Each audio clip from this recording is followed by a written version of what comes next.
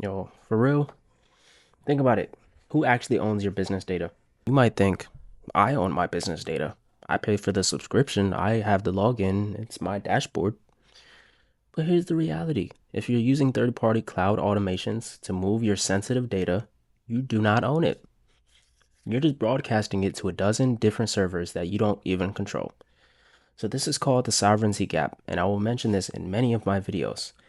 As you've seen in the past few months, that gap is turning into a canyon that's swallowing businesses up whole. So today we're going to look at the catastrophic leaks that just hit the real estate industry, right? From the Rapatoni MLS blackout, Rapatoni, to the Fulcrum real estate exfiltration, right? And the body snatcher exploit that turned one of the biggest AI platforms in the world into a backdoor for hackers. So let's stop being tenants in our businesses and reclaim our sovereignty. We're going to talk about the innovation tax. Small to mid market firms are racing to modernize. They want to escape high friction manual operations. So they integrate lightweight cloud automations like Zapier and Make NAN. But in doing so, they inadvertently create a structural sovereignty gap. So instead of localizing data processing, these platforms blindly broadcast verified data to external public facing APIs. So every trigger is a payload of your core business data that leaves your control. So the Rapatoni MLS ransomware attack led to approximately 5% of real estate agents across the US being locked out of listing systems for 14 days. And why is this? Because they relied on a single third party vendor.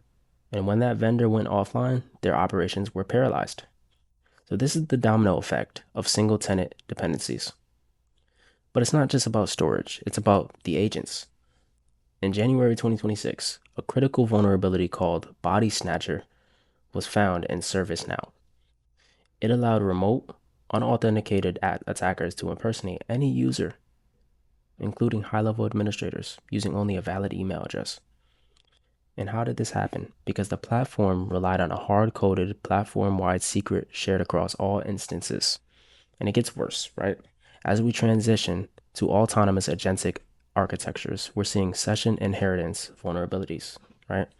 So if you're using an AI browser extension, it will inherit your active authenticated session. A hacker running a CLI or command line interface session on a completely separate machine could literally hijack your browser tabs without you even knowing. This is the lethal trifecta of hard-coded secrets, weak auto-linking, and privileged AI execution. And sometimes the leak is not even a hacker. It's just bad logic. All right. I recently did a forensic audit of my own startup called Zero API. And I had a function called calculate savings, which shows clients their ROI from using the product. But the math in it was fundamentally broken. I use a mode savings factor that mathematically inflated ROI. So if a client saved 50%, the formula would claim that they saved 62.5%, right?